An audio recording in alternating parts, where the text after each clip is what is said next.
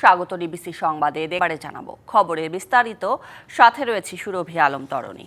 আওয়ামী লীগকে সুযোগ দিতেই নির্বাচন বিলম্ব ও দেশকে অস্থিতিশীল করার ষড়যন্ত্র চলছে, এমন অভিযোগ করে দেশ বিরোধী যে কোনো চক্রান্ত রুখতে সতর্ক থাকার আহ্বান জানিয়েছেন বিএনপি নেতারা। এছাড়া দলটি থেকে বহিষ্কৃতদের যারা আবারও বিএনপির কর্মকাণ্ডে যুক্ত করবে তাদের বিরুদ্ধে ব্যবস্থা নেওয়া হবে বলেও জানান তারা। আওয়ামী লীগের দোসরদের গ্রেপ্তার ও দ্রুত নির্বাচনের দাবিতে জাতীয় প্রেস ক্লাবের সামনে এই জমায়েত। এতে যোগ দিয়ে বিএনপির যুগ্ম মহাসচিব খায়রুল কবির খোকন বলেন, নির্বাচন বিলম্ব করতে ষড়যন্ত্র হচ্ছে, এ বিষয়ে সবাইকে সতর্ক থাকতে হবে। জাতীয় নির্বাচনের আগে স্থানীয় নির্বাচন করতে হবে, স্থানীয় নির্বাচনের পরে জাতীয় নির্বাচন হবে, এই ধরনের যুক্তি দিয়ে তারা পরিস্থিতি ঘোলাটে করার জন্য তারা একটি ষড়যন্ত্র লিপ্ত হয়েছে। এই নির্বাচনকে প্রলম্বিত করার জন্য, দীর্ঘায়িত করার জন্য, আবার নির্বাচন না হওয়ার জন্য সেই পতিত ফেসিবাদী সেই শক্তি, সেই স্বৈরাচারী ফেসিবাদী শক্তি দানবীয় সরকারকে আবার সুযোগ করে দেওয়ার জন্য যে আমাদের একটি পায়তারা করা হচ্ছে।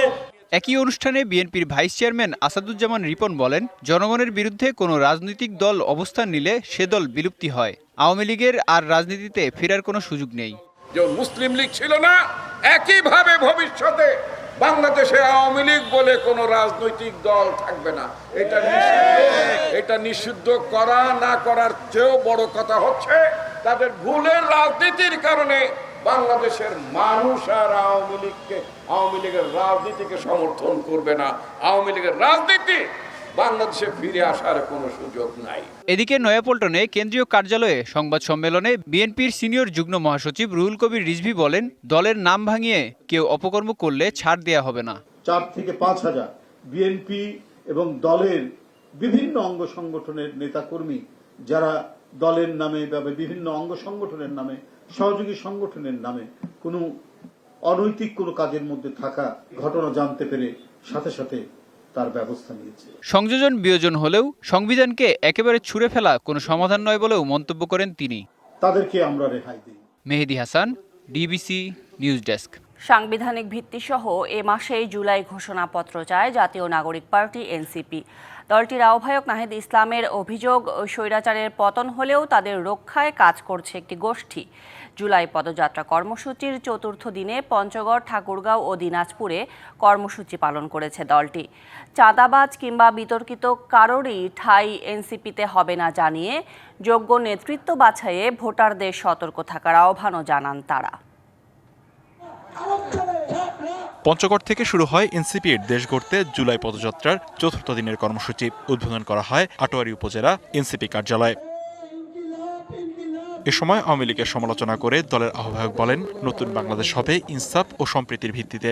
ইনসাফের ভিত্তিতে, সম্প্রীতির ভিত্তিতে আমরা একসাথে এই বাংলাদেশী হিসেবে, নাগরিক হিসেবে সকল সুযোগ সুবিধা পাবো। এরপর ঠাকুরগাঁওয়ে যায় এনসিপির পদযাত্রা। পিছিয়ে পড়া জনপদটির রাজনৈতিক ও অর্থনৈতিক বৈষম্য দূর করার কথা জানান নাহিদ ইসলাম। সীমান্তে নির্বিচারে হত্যা, নির্যাতন ও পুশিন বন্ধ করার দাবিও তার। আমরা জানি ঠাকুরগাঁও এলাকায় এবং উত্তরবঙ্গের সীমান্তবর্তী এলাকায় সীমান্ত হত্যা একটি বড় সমস্যা। এই সীমান্ত হত্যা যে কোনো মূল্যে আমরা বন্ধ করব। আমরা হুঁশিয়ারি দিতে চাই, এটা হাসিনার বাংলাদেশ নয়, এটা গণঅভ্যুত্থান পরে ছাত্র জনতার বাংলাদেশ। উত্তরবঙ্গের ঠাকুরগাঁও সহ যে অবহেলিত জেলাগুলো রয়েছে সেখানে কোনো ধরনের আঞ্চলিক বৈষম্য, অর্থনৈতিক বৈষম্য থাকবে না। যোগ্য প্রতিনিধি বাছাইয়ে ভোট বিক্রি বন্ধের আহ্বান হাসনাত আব্দুল্লাহর। আপনারা যদি 200 টাকা 300 টাকা দিয়ে ভোট বিক্রি করেন তাহলে যোগ্যতা কোনোদিনও আসবে না। আপনার ভোটটাকে বিক্রি করবেন আর আপনাকে 5 বছর ধরে নির্যাতন করবে। ঠাকুরগাঁওয়ে দলের আরেক নেতা সার্জিস আলম বলেন, বিতর্কিত কাউকেই এনসিপিতে ঠাঁই দেওয়া হবে না। বিভিন্ন জায়গায় জোর জবরদস্তি করবেন, থানায় গিয়ে টাকার বাণিজ্য করবেন, এইরকম চাঁদাবাজ ছেঁচড়াদের আমাদের পার্টিতে কোনো জায়গা নাই। মানুষের ভালো, এলাকাটার ভালো, এই ভালো মানুষগুলো আমাদের পার্টিতে আসতে পারেন, তাদের জন্য দরজা সবসময় উন্মুক্ত। 4র্থ দিনে সর্বশেষ কর্মসূচি হয় দিনাজপুরে। পদযাত্রা শেষে বক্তব্য রাখেন দলের আহ্বায়ক নাহিদ ইসলাম। বলেন, স্বৈরাচার সরকারের পতন ঘটলেও তাদের রক্ষা করার চেষ্টা এখনো অব্যাহত আছে। সেই ফ্যাসিস্ট সরকারের কাঠামোকে এখনো রেখে দেওয়ার চেষ্টা করছে। সে আগের সিন্ডিকেট, সে আগের দুর্নীতিবাজ, সে আগের লুটেরাদের সেভ করার চেষ্টা করা হচ্ছে। দাড়ি টুপি বা ধুতি পরলে কাউকে হয়রানি হতে হবে না, এমন বিশ্বাসে রাজনীতি করে এনসিপি। একথা বলেন দলটির সদস্য সচিব আক্তার হোসেন। মিথ্যাভাবে জঙ্গি ট্যাগ দিয়ে বাংলাদেশের মুসলমানদেরকে নিপীড়ন করেছে শেখ হাসিনা। সকল ধর্মের মানুষ আমরা সকলে ঐক্যবদ্ধভাবে সেই ষড়যন্ত্রকে আমরা মোকাবেলা করব। শনিবার এনসিপির জুলাই পদযাত্রা কর্মসূচি রয়েছে নওগাঁ, জয়পুরহাট ও বগুড়ায়। লিখনকান্তি ভৌমিক, ডিবিসি নিউজ ডেস্ক। এ যেন 5 তারকা হোটেল, কেবল সাজসজ্জাতেই খরচ 17 কোটি টাকা, আর সুইমিং পুলে 6 কোটি টাকা। সরকারি কর্মকর্তাদের থাকার জন্য ঢাকা জেলা সার্কিট হাউসে 2টি ভবন নির্মাণে সব মিলিয়ে খরচ 334 কোটি টাকা। আওয়ামী লীগ আমলের বিলাসী অনেক প্রকল্প অন্তর্বর্তী সরকার বাতিল করলেও সার্কিট হাউসের ক্ষেত্রে হয়েছে ব্যতিক্রম। বিশেষজ্ঞরা বলছেন, বর্তমান প্রেক্ষাপটে বিলাসী প্রকল্প বাস্তবায়নের কোনো প্রয়োজন নেই। রাজধানীর বেইলি রোডে 71 নম্বর ঠিকানায় অবস্থিত ঢাকা জেলা সার্কিট হাউস। সরকারি কর্মকর্তারা দাপ্তরিক কাজে রাজধানী এলে ওঠেন এখানেই। তবে ভবনটি বেশ পুরনো হয় তা সংস্কারের উদ্যোগ নেয় বিগত সরকার। 2024 সালের 9 জুন একনেক সভায় 334 কোটি টাকারও বেশি ব্যয়ে নতুন অত্যাধুনিক সার্কিট হাউস ভবনের জন্য প্রকল্পের অনুমোদন দেয়া হয়। তবে প্রকল্পটি বেশ বিলাসী হয়, সে সময় নানান আলোচনার জন্ম দেয়। 5ই আগস্ট আওয়ামী লীগ সরকারের পতন হলে অন্তর্বর্তী সরকার দায়িত্ব নেয়ার পর বিলাসী ও অপ্রয়োজনীয় বহু প্রকল্প বাতিল করে দেয়। তবে অজানা কারণে সার্কিট হাউস ভবন নির্মাণের প্রকল্পটি বাতিল করা হয়নি। প্রকল্পটির বেশ কিছু নথি এসেছে ডিবিসি নিউজের হাতে। এতে দেখা যায় 5 তারকা হোটেলের মতো সাজানো হচ্ছে পুরো ভবন। সুইমিং পুল নির্মাণেই ব্যয় ধরা হয়েছে 6 কোটির বেশি। গার্ডরুম তৈরিতে খরচ প্রায় 1.5 কোটি টাকা। সার্কিট হাউসের সাজসজ্জায় আধুনিক সব সরঞ্জাম আনা হবে যুক্তরাষ্ট্র, যুক্তরাজ্য ও জাপান থেকে। শুধু এতে ব্যয় ধরা হয়েছে 17 কোটি টাকা। বেসমেন্ট সহ 2টি ভবনের একটি হবে 13 তলা ও অন্যটি 8 তলা। আর শুধু ভবন 2টি নির্মাণেই খরচ ধরা হয়েছে 239 কোটি টাকার বেশি। পাশ হওয়ার প্রায় 1 বছর পর চলতি বছরের 4 মে বিলাসী প্রকল্পটির দরপত্র আহ্বান করা হয়। জানা গেছে 12 জুন টেন্ডার উন্মুক্ত করার পর এই কাজটির জন্য মনোনীত হয় ন্যাশনাল ডেভেলপমেন্ট ইঞ্জিনিয়ারিং লিমিটেড। তবে এখন পর্যন্ত দেয়া হয়নি কার্যাদেশ। প্রশ্ন উঠেছে, দেশের বর্তমান অর্থনৈতিক প্রেক্ষাপটে কেন বাস্তবায়ন করা হচ্ছে এই বিলাসী প্রকল্প? এমন প্রশ্নের উত্তর খুঁজতে গণপূর্ত অধিদপ্তরের ঢাকা ডিভিশন 1-এ গেলে ক্যামেরা বাইরে রেখে রুমের ভেতর প্রবেশ করতে বলেন নির্বাহী প্রকৌশলী আহসান হাবিব। পরে তথ্যের জন্য গণপূর্ত অধিদপ্তরের প্রধান প্রকৌশলী শামীম আক্তারের কাছে গেলেও দীর্ঘক্ষণ অপেক্ষার পর মেলেনি সাক্ষাৎ। দফায় দফায় চেষ্টা করা হলেও ধরেননি ফোন।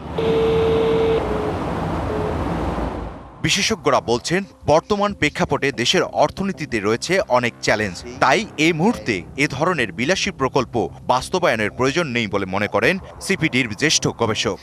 আমরা এখন যেই বার্ষিক উন্নয়ন কর্মসূচির ভিতরে যে প্রকল্পগুলো অর্থায়ন করছি, এটা সম্পূর্ণভাবে আমরা ঋণ করে করছি। ঋণ করার সক্ষমতাও সরকারের এখন নাই। নতুন ঋণ করবার উৎসও সেভাবে অর্থে নাই এবং ব্যাংক থেকে ঋণ করার ক্ষেত্রেও সরকারকে অনেক সাবধানী হতে হবে। গত সরকারের আমলে এই ধরনের অর্থনৈতিক শৃঙ্খলার ব্যাপারে একটা খুবই হেলাফেলা করা হয়েছে এবং যে কারণে আমাদের ঋণ পরিস্থিতি কিন্তু এখন দিন দিন খারাপ হচ্ছে এবং আমার সরকারের আর্থিক সক্ষমতা নাই। রাজনৈতিক পট পরিবর্তনের পর অর্থনীতি পুনর্গঠনের এমন সময়ে জনগণের টাকায় বিলাসবহুল কোনো প্রকল্পই বাস্তবায়নের প্রয়োজন আছে কিনা তা সরকারকে বিবেচনা করা উচিত বলে মনে করেন বিশ্লেষকরা। ইকবাল অনিক, ডিবিসি নিউজ, ঢাকা। সিরিয়া ও বাংলাদেশের জঙ্গি গোষ্ঠী ইসলামিক স্টেট IS এর তহবিলে অর্থ পাঠাতো মালয়েশিয়ায় গ্রেপ্তার হওয়া 36 জন বাংলাদেশি। শুক্রবার সংবাদ সম্মেলনে একথা জানিয়েছেন মালয়েশিয়ার পুলিশ প্রধান। তিনি আরও জানান, গ্রেপ্তার বাংলাদেশিরা কী পরিমাণ অর্থ সংগ্রহ করেছে তা জানতে চলছে তদন্ত। এরা কারখানা, নির্মাণ ও সেবা খাতে কর্মরত ছিলেন। গত 27 জুন জঙ্গিবাদে জড়িত থাকার অভিযোগে 36 বাংলাদেশিকে গ্রেপ্তার করে মালয়েশিয়ার পুলিশ। তারা কারখানা, নির্মাণ ও সেবা খাতে কর্মরত ছিলেন। এবার তাদেরকে নিয়ে বিস্তারিত তথ্য প্রকাশ করেছে মালয়েশিয়ার কর্তৃপক্ষ। স্থানীয় সময় শুক্রবার এক সংবাদ সম্মেলনে মালয়েশিয়ার পুলিশ প্রধান মোহাম্মদ খালিদ ইসমাইল বলেন, বাংলাদেশিদের এই চক্রটি আন্তর্জাতিক মানি ট্রান্সফার সার্ভিস ও ওয়ালেট ব্যবহার করে সিরিয়া ও বাংলাদেশে জঙ্গি গোষ্ঠী ইসলামিক স্টেট IS এর জন্য অর্থ পাঠাতো। আরও জানান, অর্থ পাঠানোর প্রমাণও পেয়েছে মালয়েশিয়ার পুলিশের কাউন্টার টেরোরিজম ডিভিশন। গোয়েন্দা তথ্যের ভিত্তিতে মালয়েশিয়ার পুলিশ প্রধান আরও জানান, গেরাকান মিলিটান রেডিক্যাল বাংলাদেশ GMRB নামে হোয়াটসঅ্যাপ ও টেলিগ্রামের অ্যাপে গ্রুপ তৈরি করে সদস্য সংগ্রহ এবং উগ্র মতবাদ প্রচার করে আসছিল চক্রটি। ধারণা করা হচ্ছে হোয়াটসঅ্যাপ গ্রুপে তাদের সদস্য সংখ্যা 100 থেকে 150 জন। তবে এই গ্রুপটির সদস্য ফি এবং চাঁদা থেকে ঠিক কত পরিমাণ অর্থ সংগ্রহ করেছে তা নিয়ে তদন্ত চলছে। পাশাপাশি IS এর আঞ্চলিক ও আন্তর্জাতিক সেলগুলোর সঙ্গে এই চক্রের সংযোগের বিষয়টি নিয়েও তদন্ত চলছে বলে জানানো হয়। মালয়েশিয়ার পুলিশ প্রধান আরও জানান, গ্রেপ্তারদের মধ্যে 5 জনের বিরুদ্ধে জড়িত থাকার অভিযোগে মামলা করা হয়েছে। 15 জনকে দেশে ফেরত পাঠানোর সিদ্ধান্ত হয়েছে, আর 16 জন এখনও মালয়েশিয়ার পুলিশের হেফাজতে আছেন। তাদের বিরুদ্ধে এখনও তদন্ত চলছে। Hasna Akter, DBC news desk. দেশের বর্তমান পরিস্থিতিতে সুষ্ঠু নির্বাচনের কথা কল্পনাও করা যায় না, এমন মন্তব্য করেছেন জামায়াতে ইসলামীর আমির ডাক্তার শফিকুর রহমান। মৌলিক সংস্কার করে সুষ্ঠু নির্বাচন আদায় করার কথাও বলেন তিনি। রংপুরে জামায়াতের বিভাগীয় জনসভায় এসব কথা বলেন দলটির আমির। ফ্যাসিবাদের সামান্য চিহ্ন থাকা পর্যন্ত লড়াই চলবে বলেও হুঁশিয়ারি দেন তিনি। প্রায় 17 বছর পর রংপুর জেলা স্কুল মাঠে জামায়াতে ইসলামীর বিভাগীয় জনসভা। শুক্রবার সকাল থেকেই খণ্ড খণ্ড মিছিল নিয়ে আসেন হাজার হাজার নেতাকর্মী। দুপুরের মধ্যেই কানায় কানায় ভরে যায় সমাবেশের স্থল। বেলা 3:30টায় মঞ্চে ওঠেন স্থানীয় ও কেন্দ্রের শীর্ষ নেতারা। এ সময় 8 জেলার 32 আসনের সম্ভাব্য MP প্রার্থীদের পরিচয় করিয়ে দেন তারা। পরে নেতাদের বক্তব্যে উঠে আসে আওয়ামী লীগের বিচার সংস্কার ও আগামীর সংসদ নির্বাচন প্রসঙ্গ। নতুন দেশ গড়তে সৎ ব্যক্তিদের ক্ষমতায় বসানোর আহ্বান জানান কেন্দ্রীয় নির্বাহী পরিষদ সদস্য ATM আজহারুল ইসলাম। নতুন বাংলাদেশ গড়তে হলে নতুনভাবে এগিয়ে যেতে হবে, আর তা হচ্ছে আল্লাহর আইন এবং সৎ লোকের শাসন।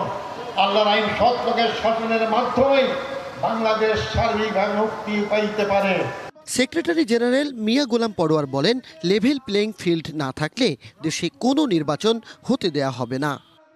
অন্তর্বর্তীকালীন সরকারের কাছে আমরা দাবি করেছি, নির্বাচনের যতটুকু সময় বাকি আছে আপনি নির্বাচনকে নিরপেক্ষ করার জন্য মৌলিক সংস্কার, অপরাধীদের বিচার, পিআর পদ্ধতি, স্থানীয় সরকার আগে নির্বাচন দেওয়া, লেভেল প্লেইং ফিল্ডের যত দাবি পূরণ না করে নির্বাচন দিলে এই জাতি সেই নির্বাচন নিরপেক্ষ হবে বলে বিশ্বাস করতে পারছি না। সুষ্ঠু নির্বাচন ও মৌলিক সংস্কারের বিষয়ে কথা বলেন দলটির আমির ডাক্তার শফিকুর রহমান। ফেসিবাদ বিরোধী লড়াই অব্যাহত রাখার কথাও বলেন তিনি। আমরা ওই সংস্কার আদায় করে ছাড়বো এবং সুষ্ঠু নির্বাচনও আমরা ইনশাআল্লাহ আদায় করে ছাড়বো। কেউ যদি আওয়ামী ফেসিবাদ আমলের নির্বাচনের স্বপ্ন দেখে থাকেন, আমরা বলবো মহান আল্লাহর সাহায্যে আমরা সেই স্বপ্নকে দুঃস্বপ্নে পরিণত করবো ইনশাআল্লাহ। কোনো প্রশাসনিক ক্রু করতে দেওয়া হবে না, ভোট কেন্দ্রে কোনো হস্তান্তর চলবে না, কোনো খেলা সহ্য করা হবে না। আমির আরও বলেন, আগামীতে সুষ্ঠু ভোটে যারা নির্বাচিত হবে তাদের অভিনন্দন জানানোর জন্য প্রস্তুত Jamaat. Majed Masud, DBC news, Rangpur.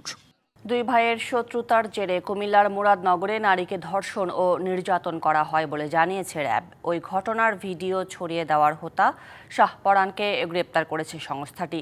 RAB বলছে, শাহপরান ধর্ষণ মামলার মূল আসামি ফজর আলীর ছোট ভাই এবং ওই নারীকে মারধর ও ভিডিও ছড়িয়ে দেওয়ার হোতা।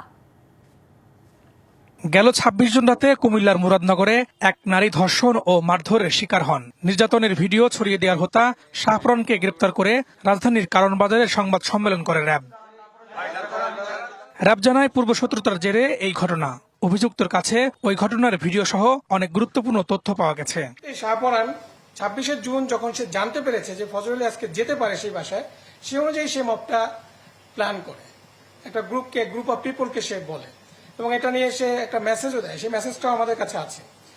ইমোর মাধ্যমে পরে আমাদের একটা চৌকস অভিযানিক দল গতকাল এই শাহপরানের যে রহস্যটা সেটা আমরা জানার পর তাকে আমরা গতকাল কুমিল্লা থেকেই অ্যারেস্ট করা হয়।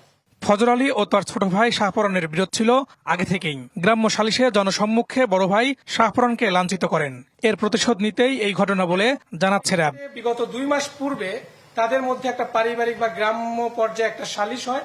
সেই সালিশে এই ফজর আলী ছিল বড় ভাই এবং শাহপরান ছোট ভাই। এই দুজনের মধ্যে সালিশে শাহপরান কর্তৃক শাহজালাল কর্তৃক শাহপরানকে হেনস্থা করা হয় এবং মারধরও করা হয়। সে প্রেক্ষিতে শাহপরান তার এই বড় ভাইয়ের প্রতি একটা প্রতিশোধ নেওয়ার চিন্তা ভাবনা করে। দুই ভাই ভুক্তভোগীকে বিরক্ত করতেন বলেও র্যাবকে জানায় শাহপরান। এই ভিকটিমকে বিভিন্ন সময় দীর্ঘদিন যাবৎ উত্তক্ত করে আসছিল। Farhaduzzaman, DBC news, Dhaka. ইসরায়েলকে সম্পূর্ণ অস্ত্র নিষেধাজ্ঞা সহ সব ধরনের বাণিজ্য ও আর্থিক সম্পর্ক ছিন্ন করতে বিশ্ব সম্প্রদায়ের প্রতি আহ্বান জানিয়েছেন জাতিসংঘের ফিলিস্তিনি ভূখণ্ড বিষয়ক বিশেষজ্ঞ ফ্রাঞ্চেস্কা আলবানিস। স্থানীয় সময় বৃহস্পতিবার জেনেভায় মানবাধিকার কাউন্সিলে এক ভাষণে এক প্রতিবেদন উপস্থাপনের সময় এই মন্তব্য করেন আলবানিস। তিনি ইসরায়েলের অর্থনৈতিক ব্যবস্থাকে গণহত্যার অর্থনীতি বলেও আখ্যা দেন। আলবানিস জাতিসংঘে তার নতুন উপস্থাপিত প্রতিবেদনে ইসরায়েলের দমনপীড়ন ও সহিংসতায় সহায়তাকারী বেশ কিছু কর্পোরেট প্রতিষ্ঠানের নাম উল্লেখ করেন। তিনি আরও বলেন, আধুনিক ইতিহাসের অন্যতম নিষ্ঠুর গণহত্যার জন্য দায়ী ইসরায়েল। রাজধানীর উত্তরায় চলছে স্থপতি জারিন তাসনিমার প্রদর্শনী মাটি, মূর্তি ও মানুষ। বিশেষজ্ঞরা বলছেন, চারকোল মাধ্যমে স্থাপত্য শিল্পের এমন প্রদর্শনী বিরল। প্রদর্শনী চলবে আগামী শুক্রবার পর্যন্ত। প্রথম দেখায় নরশিব, উমা বা দেবী গঙ্গার মূর্তি মনে হলেও এগুলো আসলে কোনো মূর্তি নয়, চারকোল বা কাঠ কয়লার সংমিশ্রণ দিয়ে তৈরি আঁকা চিত্রকর্ম। ছোটবেলা থেকে শখের বশে ছবি আঁকেন স্থপতি জারিন তাসনিম। দেশের বিরল স্থাপত্য কর্মগুলো নিয়ে সাধারণ মানুষের আকর্ষণ বাড়াতেই এই প্রদর্শনী বলে জানান তিনি। আমি যখন জাদুঘরে যাই তখন আমরা কি করি, আমাদের শিকড়ের সাথে কানেক্ট হওয়ার ট্রাই করি। তো ওটাই আমি আমার এই এক্সিবিশনে এনেছি, মানে আনার চেষ্টা করছি যাতে আমরা নিজেদের রুটের সাথে কানেক্ট হতে পারি। এটা মেইনলি আমার একটা স্টাডি প্রজেক্ট, যে আমি এগুলো সম্পর্কে জানার জন্যই ছবি আঁকাটা হয়েছে, ওটাই এখানে প্রদর্শিত করা হয়েছে। এমন প্রদর্শনীতে এসে মুগ্ধ দর্শনার্থীরাও। প্রথম এসেছি, আজকে প্রথম দিন। আমার এখানে এসে খুবই ভালো লাগছে, কারণ এখানে এই ছবিগুলো মেইনলি মিউজিয়াম বা প্রত্নতাত্ত্বিক স্থানগুলোতে দেখা যায়। এক একটা মিউজিয়ামেতে এক একটা আমরা মূর্তি দেখতে পাই। এখানে মনে হচ্ছে বিভিন্ন মিউজিয়ামের মূর্তিগুলো সব এক জায়গায় আমি দেখতে পাচ্ছি। হুবহু বিষ্ণু মূর্তিটা দেখে দূর থেকে মনে হতে পারে যে মনে হয় এটা 3 ডাইমেনশনাল মূর্তিটাই, মানে খুবই সূক্ষ্মভাবে করা হয়েছে। জারিন তাসনিমার এমন ভিন্নধর্মী উদ্যোগকে স্বাগত জানান বিশেষজ্ঞরা। মানে মাল্টি ডাইমেনশন বলা যেতে পারে, একদিক দিয়ে আর্কিটেক্ট, একদিক দিয়ে আবার পেইন্টার, আবার সিরামিক্সও সে করেছে কিছু।